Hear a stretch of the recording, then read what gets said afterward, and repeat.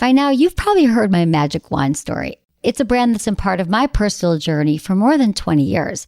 But no matter how many times I sing Magic Wand's praises, I'll never be able to fully capture the story of this incredible brand. Well, now journalist and author Kate Sloan just completed a limited audio series documenting the history and impact that Magic Wand has created over the last 56 years. It's called Making Magic. And the series chronicles Magic Wand's incredible brand story through interviews with nearly 40 experts, performers, business owners, educators, and fans. So I got a sneak preview of this series, and what I loved is that Kate weaves together snippets from all their interviews into this amazing story arc. She covers Magic Wand's journey from appliance store massager to its legendary influence on culture and sexual independence, and it's all just fascinating. The first episodes of Making Magic are available now at makingmagicseries.com or on all popular podcast platforms. Just search for Making Magic or visit makingmagicseries.com today. Thanks for listening to Sex with Emily. On today's show, I'm talking about the importance of eye contact during sex, or even during conversations, right? Let's be honest. As well as taking your calls and your emails. Topics include finding porn both you and your partner will get a kick out of. Where do you start? Your partner wants you to be more vocal during sex. How do you find your sex voice? So you've been in a long-distance relationship for quite a while and you're getting restless. How do you stay satisfied? And sex toy hygiene, keeping your toys clean and sanitary. Yes, it matters. All this and more. Thanks for listening. Look into his eyes. They're the eyes of a man obsessed by sex. Eyes that mock our sacred institutions. Bedroom eyes, they call them in a bygone day. Hey, Emily, you got a boyfriend? Because my man E here, he just got his heart broken. He thinks you're kind of cute. A girl's got to have her standards. Oh, my. Do women know about shrinkage? Isn't it common knowledge? What do you mean, like laundry? It shrinks? Can we not talk about sex so much? Are you kidding me? Oh my God, it feels so good. Being bad feels pretty good. But you know, Emily's not the kind of girl you just play with.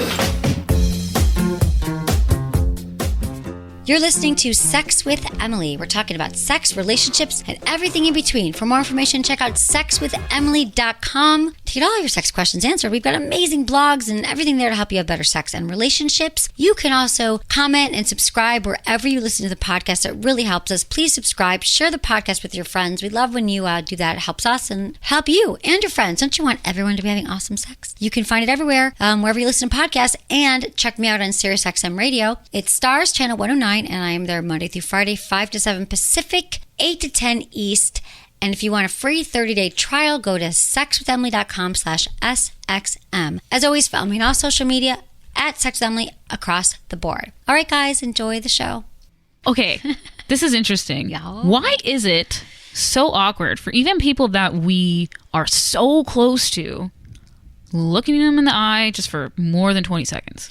Because I think it has to do with your upbringing. If you had parents that weren't looking in people's eyes or your family wasn't, you probably weren't trained in that way. But I think it's fear, shame, some people seeing us. We're so uncomfortable. And it really is.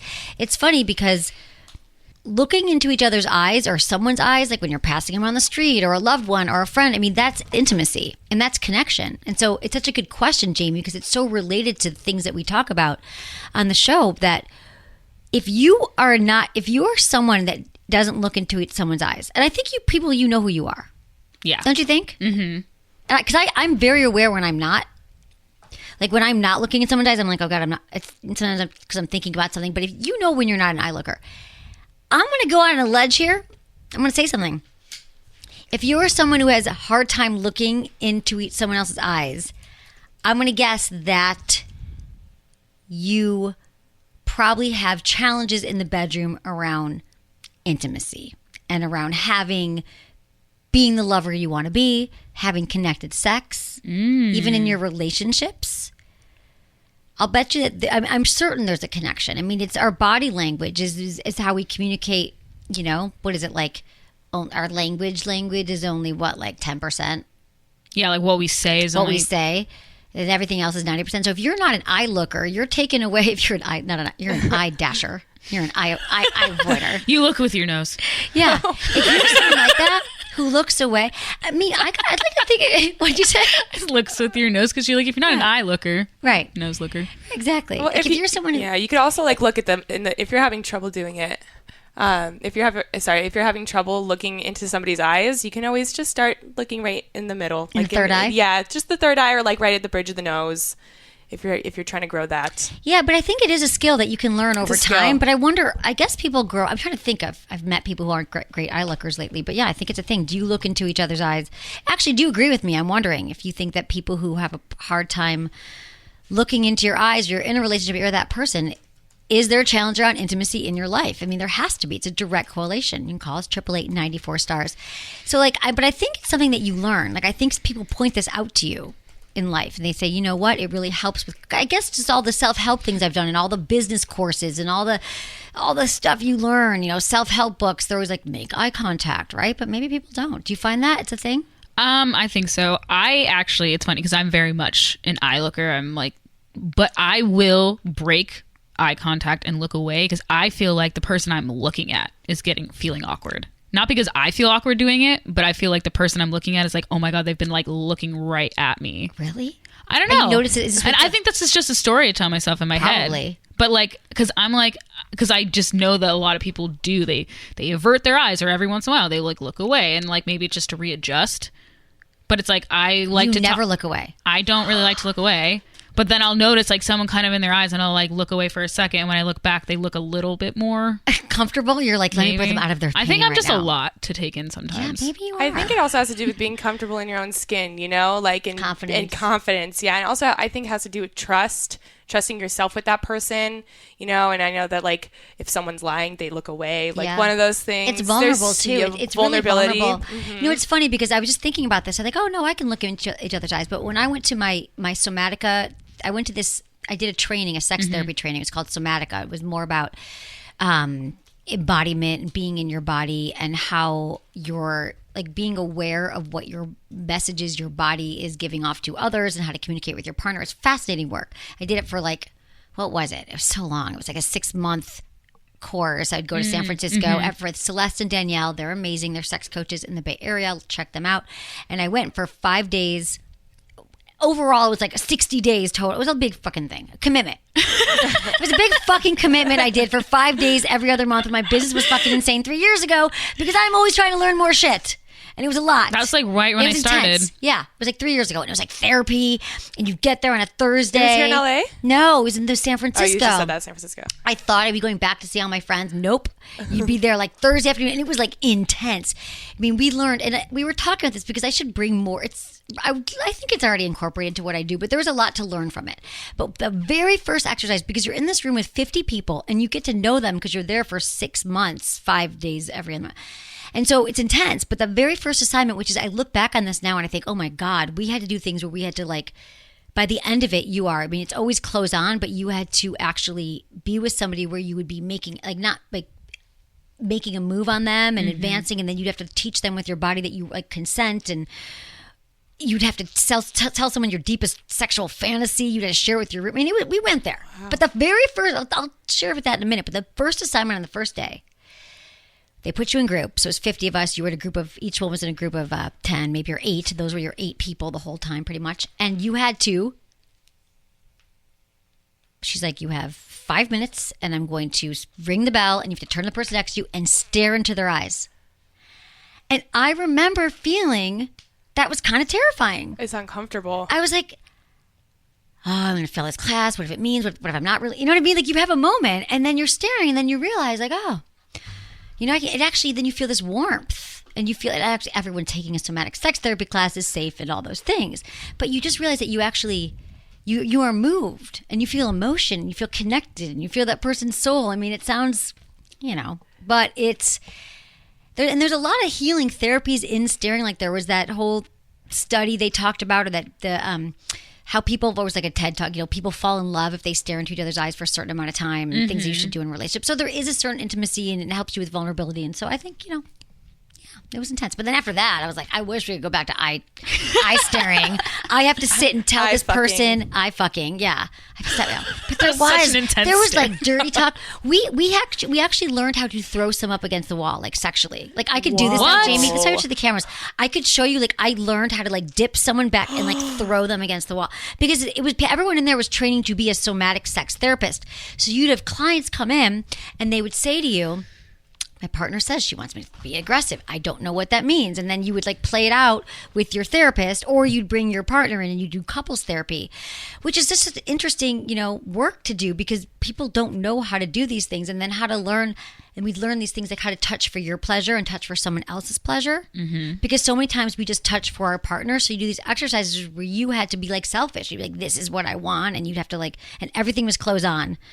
And you couldn't touch above or below, like you couldn't touch genitals, but it got pretty, if in some of the exercises, just to learn how to escalate and de-escalate your sexual energy. Was it just women, or was men and women? No, it was women and men. Yeah, did you do? It was men and women. Female. Yes, we did everything. Awesome. We did everything. That's amazing. But it was it was and the interesting thing is I take away so much from it. And a lot of it was about how to learn how to communicate with your partner and how to repair. We always talk about repairing relationships, that a lot of the times we get to. So for example, one of the great things was learning how to say no to your partner sexually. Like if you're not in the mood, right? Or anyone you're dating, or if it could be the first time, and it starts to escalate. And this is, you feel uncomfortable. You feel like you might say like no, you might stop them with their hand. And then they try again, and then you stop them again, and you get angry and you leave. Let's say it happens a lot, like with the first few times you're hooking up. But a great thing to learn is, and this goes for every relationship, is to learn to be like, use words and say, you know what? Like to sit up and be like, I'm really enjoying making out with you. It feels really good right now. Let's just kind of slow it down. This is just a no, not right now kind of thing. And then you don't have to storm out and have it be weird, and just all the ways that couples, if you learn to be, so the whole therapy is around being in your body, really learning your signals that you're sending, so you can so much, again, another tool for communication. I mean, that's just like so it's so intense. It's so interesting to me, because it's so true. Is a lot of times when someone is saying no, they are saying not yet. They're saying not yet. Right. Exactly. But that doesn't mean that no means yes. Yeah. It's saying that no means not yet. And so I think that's, and then, so what happens is, as we know, in so many, God, I remember, I'll never forget this story from this woman who said to me, I met her at another one of my conferences. It was like the Sheila Kelly dancing body weekend. She's cool, yeah. I love her. And some woman said to me, she came to me and she said, I have been with my, she was there because it's a dance where women learn, it's all women, and you learn how to get into your body again, because a lot of what women are missing is movement and feeling sexual and feeling like it's a way to love your body. So anyway, this whole course, again, it was clothes on, dancing. But she said to me, my husband, I remember 20 years ago, he was, or like 18 years ago, or the number, I remember numbers. She's like, I had gone to the store and I got all this stuff from Victoria's Secret, and I got this really beautiful teddy, and I put on we all know how hard that is to put on the garters. The thigh high garters. That's always the buzzkill part. You're like, really? It doesn't, you got to turn around and get it to like connect to the other, and they all twisted. But she did it. And she's like, and I went downstairs in the den, and he was watching TV, and I walked in front. I was like, hey, babe. And he was like, babe, I'm watching the game. And he just like glanced at her and like looked away. And she was like, it devastated her to the point where for the next years, she just never tried again. She probably never brought it up. And he probably, didn't remember, didn't know it. And she said that I realized that silently, I don't know if it even, how things are in the moment. Maybe she's bummed. But over the years, she finally had this breakthrough when she's dancing and moving, realizing it was that time that she slowly started to shut down. And then over the time, she was just not approaching, and then it's become a problem with their relationship. And then she was shut down. And then she finally brought it up with him. And he's like, babe, I don't even remember that night. I was working on my deadline. And maybe it was like probably they'd been together 18 years. It might have been 10 years, whatever ago. And she's like, what if she had said to him in that moment or later that night, I really dressed up for you and I felt pretty. He would have let her know, oh, I didn't even notice. I was like taking a break watching TV, but I'm in it with you. And so these little things happen, these micro offenses. That's a good phrase. Great phrase. They're little tiny micro offenses that happen in our relationships, one after the next, and we don't finish dealing the emotion around it. We just plug it down, or we say, oh, I just must not have been sexy tonight, or Or reading too far into it. Yeah, but if we were aware with how we were actually feeling and had the agency and had the words around sharing, like, oh, you know what, that hurt in a way that, because usually what we do is be like, fuck you, and but we don't feel safe. So yeah, I mean, that's where that's gonna go. I feel like I would have just, but this is me and I'm different. But Hello. in that moment, if I would have been like, walked down, and he was like, babe, I'm watching the game or whatever he was doing, I would have been like, I just would have stood in front of him. You would have. You would have pulled the fucking remote, turned it off, and been like, hello, do you see how hot I am? And there's only one time that did not work. And I was very upset. And I was at my ex-boyfriend's house. And he was playing his fucking video game. It's always video games. Dude, and it's like this computer game. It's called League of Legends or something like that. And it's like this thing. And he'd play with his friends. And he'd have the headset on. And like, I was like, I didn't come over here to just sit and watch because there's nothing I can watch on the TV now. I have to watch this stupid whatever you're doing. And so I took all my clothes off, but I left like just my panties on. And then I was like in front of him and was just like trying. And he was like, oh, babe, you're so cute. And then literally just looked beside, like after. And I was like, what the fuck? I think, how we say you got to schedule sex. I think, with video games and relationships, you got to schedule that. Or have a no video game, yes, that relationship. Needs true. to be separated because, while you're not living together. Yeah, I mean, it'd be different if it was like once in a while. Cool, I'll sit and let you do your game, whatever. Also, if it was a more interesting game to watch, like if it was like God of War or like Red Dead Redemption or something like that, one of those things that kind of looks like cinematic, like a movie. Yeah. You could get down then with I could get into it. But it was like, I was like, what is this? This monster game. Quality. Yeah, exactly. Well, it's like couples should pick out the porn they want to watch together. They could pick out video games they want to watch together. Yeah. That's another thing too. Searching for porn together. How do you think that? Oh, so how does that go down? Yeah, how does that go down? Like, how would a couple be nah, like, not let's triple anal, whatever that means, triple penetration. How does a couple do that? How does a couple search for porn together? Like what are where do you start? Yeah. I love the idea of you each showing each other what your favorite porn is. And being like, do you like this? Do you like this? And then starting there, or starting out with something. I think a lot of couples probably start with girl and girl lesbian porn. God, I wish I could everyone just go to ericalust.com. It's for women. I still love it. But I think first talking about, I don't know, something for more benign or like, I don't know, you guys. I don't watch enough porn. Let's see what would be the things that you'd look for. Beginner porn, we have this. I think you have to find something that you have to sit there together and be like, already have the conversation about what your turn-ons are, or you swap bucket list. You're like, would you ever want to be with a woman? Or how about what I would look at, what is like seduction. Like making out porn, like kissing. For a lot of women, I think it'd be like, I want something with a lot of foreplay or a lot of oral. Just say the thing that you love most about sex, and if you Google it, there will be a whole fucking porn section around that. Is that There's the right way porn. to go about porn? I mean, I don't watch much Start porn. where you Do are. you just Google porn? There you go. I'm like, is that safe? That is the best question ever. How do you find porn? Yeah. Do you Google porn? Yeah, I guess you do. And just go Pornhub. from there. Okay, also, fun fact. I'm going to say fun fact for everyone out there that has not discovered this. On your phone or your computer, incognito tabs. Oh, yeah. Do the incognito tabs so that when you don't even have to delete your fucking search history because it's incognito, it's invisible. Yeah. And then that way, no one's going to know when they go use the computer next and they start to type in a word P, no porn will follow. Yeah. Well, they shouldn't be. You can do that too on your regular on your computer, right? That's what I'm saying. On your computer, on your phone, private Porn. tabs. Yeah, when you put in porn, Michelle, to answer your question. Oh, yeah, sorry. Pornhub. Pornhub, yeah. Free porn. Girlfriend videos. Anyway, we're going down dark. I mean, porn I used to go to Tumblr, but fucking Tumblr. Those days are over. That was what I'm talking about. Erotica Tumblr. Don't worry. It's coming back. There'll be something else for images. Or read erotica to each other. God, I love that idea. That. We should read erotica. Also gets you away from we a should screen. Each read a passage. Yes. Gets you away See, from the a thing is, I don't screen. want to be near a screen. Like, Right. I am not a phone. I mean, I am here on the phone, but like at night when I'm out, like I do not. Especially when I'm, like, I feel like a thing in my body when I'm with someone. Like, go. Like, I was out with my friend the other night, and he was like, I hadn't looked at my phone for a while. And he was like, go get your phone. I can show you. I'm like, you know what? No. Like, when you are on your, it takes you out of your state. All right, we're going to take a quick break, and when we come back, on to your calls.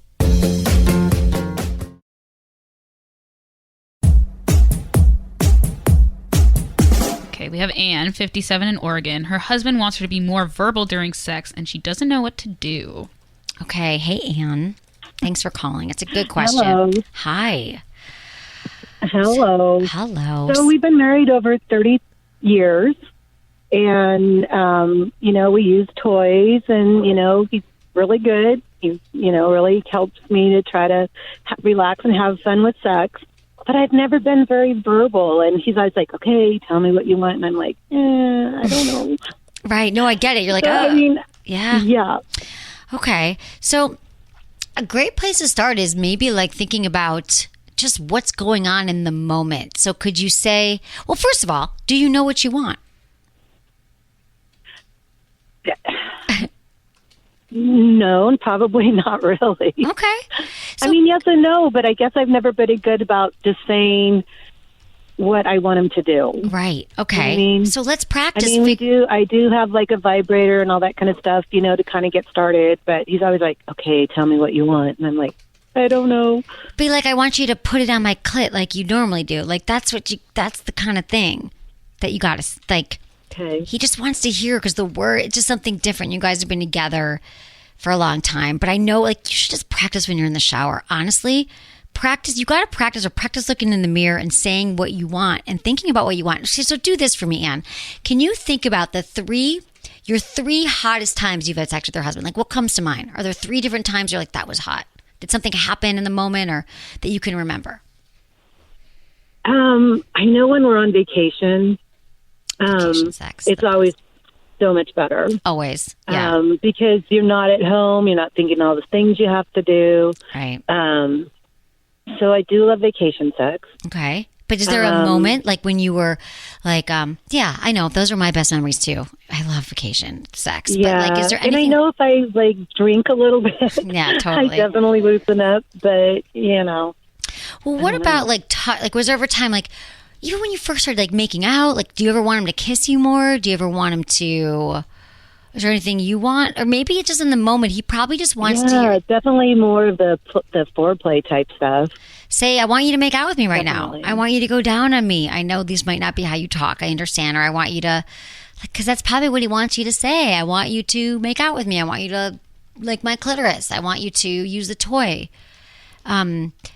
I guess I always just think of like the pornos and stuff, and it just seems so cheesy, I know. when they're, I know. You know what I mean? Yes, I totally but understand maybe that's what he's wanting. I think that's what he's wanting, but to be honest, I understand that. And it's like, it's a new skill. And so that's why practicing it on your own, which might sound silly or what, because people do think they have to sound like porn stars, but really that's why I'm saying if you could just describe what you want in the moment and think about it. Like even right now, you could think about what happened last time you had sex when he asked you that. If you practice, like, I want you to grab the vibrator and put it on my clip. Like, just start practicing and it'll get easier. Even if you laugh because it's been 30 years, it's fine.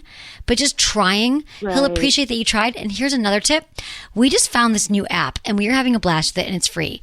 It's called Slutbot. SLUTBOT. And it gives you practice and it's for sexting, but I think it can be used for dirty talk. And you literally, what should go to Slutbot? Did we download the app? We're going to put this in the show notes for you, okay? And you just send a text to it on your phone, and it'll be like, hey, you want to start talking dirty? You can pick the dirty talking part of it, and we'll put the exact link. And it sounds really, it like gives you some things that don't sound cheesy at all, and it like sex with you. Okay. So if you're a reader, that could help. Okay. You could download that right now. All right. Okay?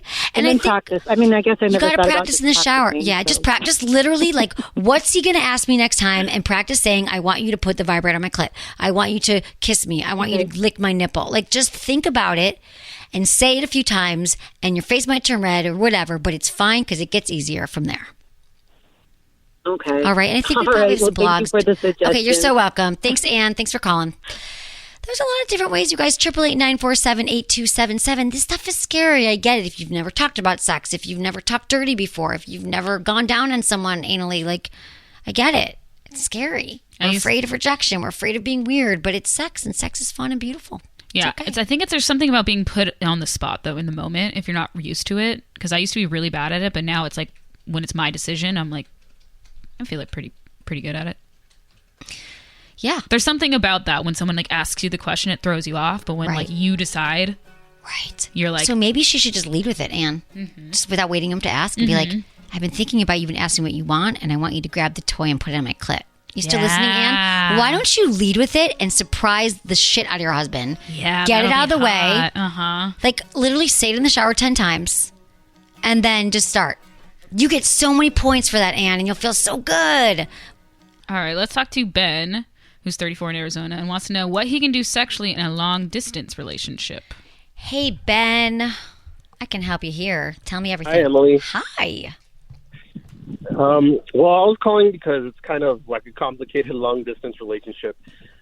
We've been kind of seeing each other off and on for a few years now, but we're not officially official, so we haven't crossed that threshold of sex yet. Okay.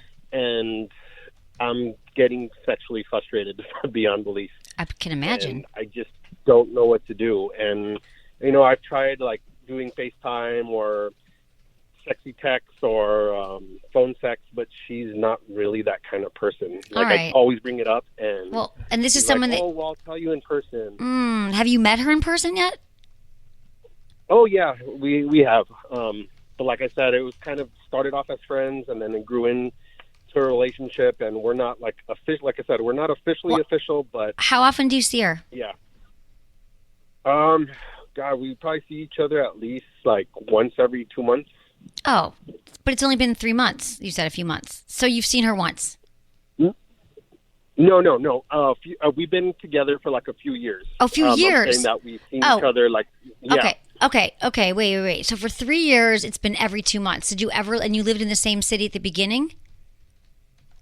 No, we haven't. Dude. Okay, so Ben, is there ever, this is my advice for this. You gotta, it's 3 years in. Like if she's your person, at this point, you have to figure out, are both of you, do you have a plan to live in the same city? And if you don't, time to end it. What are you doing? Are you guys committed? Are you monogamous? I mean, yeah, we. You're 34 years old. We do have. Yeah. Yeah. And You haven't had sex? Sexual person, you know, and yeah, like in over a year now, and you haven't had sex in a year? Like I've. Ben. Yeah. Ben. No, what are you holding out for? Are you looking for a relation? Are you looking for love? Do you want to get married? Do you want to have kids? Yeah, I mean, I really like this girl, so okay. I really want to be with her. And so it's kind of one of those things. It's just like I don't want to look for other people at the moment yet because because you're still in it. So you got to make a decision. You got to make a decision next time you see. Have you guys had talks about this? Because if it's every 2 months, yeah, you're not having your intimate needs met. Because I thought you were going to give me tips to spice it up long distance, but I'm not even going to give you all my tips because I do have them. I mean, I might, but Ben, I'm no, not this call, Ben. You don't get those. This is like you got to go. When you seeing her again? Hopefully next month. Okay.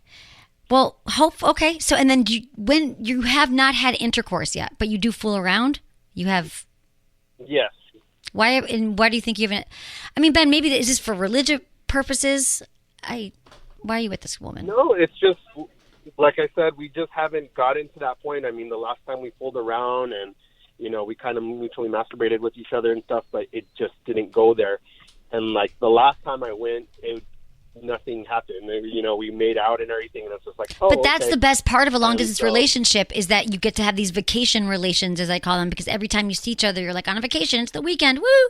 We're just gonna, and that's how people in long distance relationships. Like sometimes they're like, and then we moved to the same city, and it fell apart because every time we were together, it was so intense and exciting, and we knew it was gonna end, and then we'd have all the build up. And that's why they can be really unhealthy after a while because you have to like get to the same, you have to live in the same place, but why haven't you yet? I mean, it doesn't sound like you're getting your needs met. You're not getting the needs that I would want for Ben met, even though I don't know you, Ben. But this doesn't sound like it's healthy because you're in a monogamous relationship with someone who's not there. You have no intimacy in your life, and you're waiting for this to happen, and there's no ending to it, and you still haven't had sex to know if you guys are even on the same page. It sounds like she's not as sexual as you want her to be. Yeah. But you're not. Yeah. It's just been frustrating, and I don't know what to do at this point anymore. Well, I think it's time to, next time you see her, or at least on the phone, have her FaceTime with you. You should at least, I hope you FaceTime. FaceTime is amazing to making you feel like you're, okay?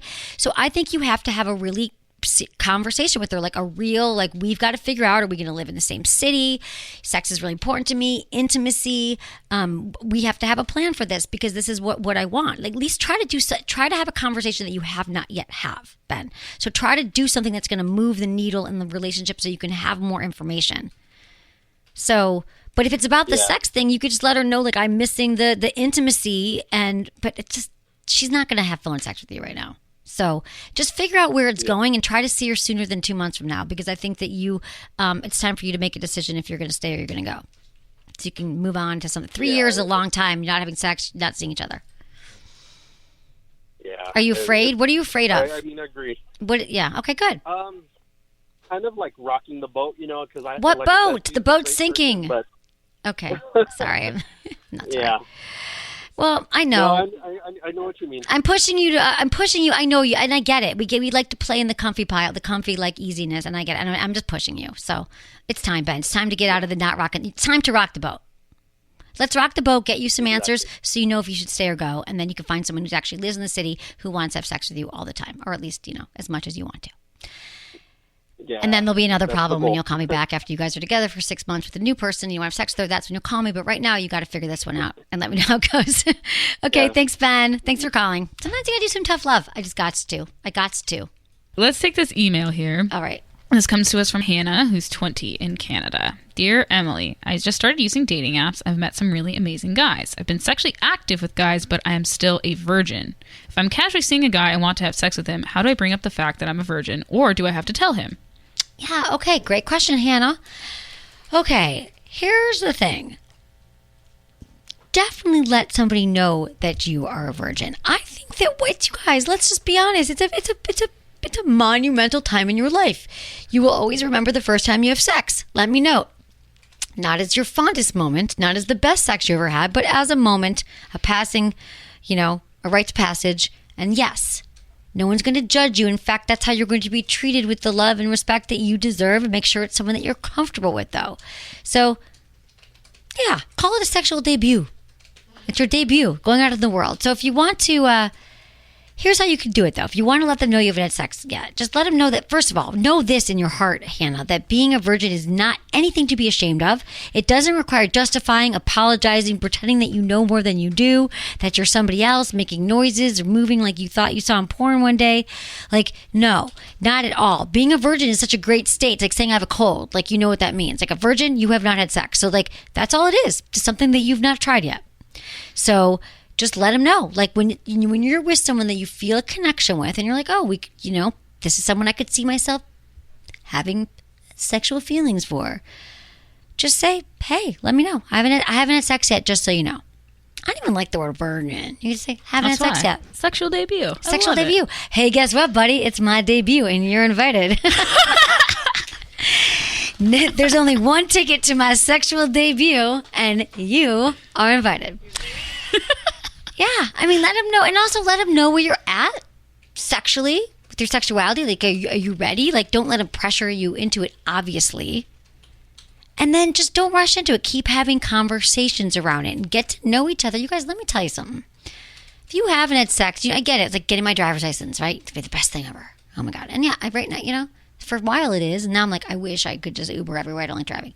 Point is, it's liberating. It's free. And then you don't really think about it and you start driving. Sex is the same thing. It's one of these... Sex, it's going to be amazing. And the truth is, we all know that even once we start having sex with someone for 20 years or however long, like, we eventually want to go back to this part anyway, when we're not having sex, into the build up, or the build up and the excitement so keep staying in that zone. Like, stay as long as you want to till you feel safe to move into penetration. So building it up, letting them know it makes you feel good. Like, hopefully you've been masturbating and you know how to bring yourself to orgasm. Like, that's fun, all the dry humping and the things that you do. It is. The fingers and the licking and the 69ing. And I think that it's also let them know that, and if it's in the heat of the moment, like, this is my first time. Like, that's just different ways to let them know. And make sure that, you know your body, what makes you feel good, and that you are definitely not pressured into it. And what I think is best, because you're asking me, you should just go on the apps. You're meeting some amazing guys. Wait until you meet one that you've gone out with several times and that you trust. Mm-hmm. Like, and this is something you have to learn, I think. But think about the people in your life that you really love, the friends that you met, that you became close to right away, and there was never any drama, there was never any worries. think about people. Like, those are the people you want to sleep with, I think, that you've known for a little bit. There's enough track record that you're like, said he was going to be here at 8. He was here at 8. Likes his mom, like seems to have friends, has a job, saw him with his brother. He was nice to him. Like, just like, they're like good people. Yeah. Otherwise, you're just going to be like, and I think we know that. Like, think about how you've chose your friends. Like, we all have friends we've had. Like, and there's people you've never been friends with. So think about it that way, Hannah. Move slow, tread lightly, and don't blame. And there's nothing to feel shameful about.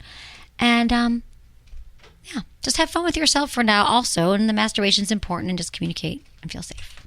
Thanks for the email. Let's talk to Brittany. She's 23 in Idaho, and she wants to know why she's experiencing pain during orgasm. Hey, Brittany. Hey. Hey, sweetie. Thanks for calling. Tell me what's going on. Yeah. It's actually not during orgasm. It's afterwards. Oh, okay. It's complete. Like after we've laid down, afterwards we're just relaxing, and then I'm doubling over in excruciating pain. I've had doctors tell me, "Oh, your appendix is going to burst." I've had a doctor tell me, "Oh, I'll see you as needed."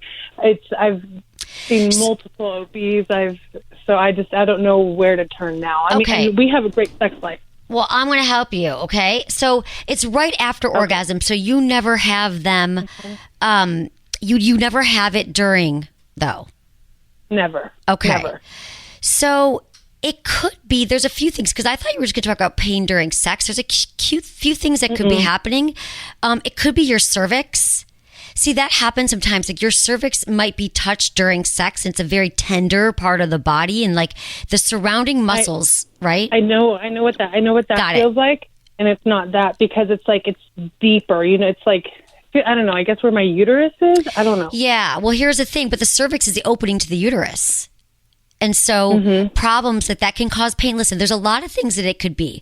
So it could be, pelvic inflammatory disease. It could be like, that's when that's essentially when the tissues become really inflamed and the pressure of intercourse is causing a deep pain. There's a lot of different reasons, but what I got to tell you, what you have to do is, so you said you went to your gynecologist and they were like, what'd he say? She say? Your thing's going to burst? Well, the first one, he told me he thinks my appendix is going to burst. Oh, right. But he did 2 full workups. Okay. I don't have PID or anything like that either. Okay, this is what then you need to do. Here's the problem. I don't know if you've been listening to the show for a while, but this is a really big topic. So I'm glad you called in, because 80% of women have pain during sex at some point in their life. And many of them will tell their gynos, and they're like, oh, it's in your head, or we don't know, or have a glass of wine. What I think you need to do is you need to find a pelvic floor physical therapist. You can find one in your area, and they are amazing. And their entire job is to look at your pelvic floor, and they can tell you in one session what you need to do and then help you work through it, just like a physical therapist for if you hurt your shoulder or your leg. So find that, and that's going to be your next best step beyond your doctor. Okay. It's genius. So find one in your area. You can just Google, like there's like a board, that it'll be like pelvic floor physical therapist certified in your area.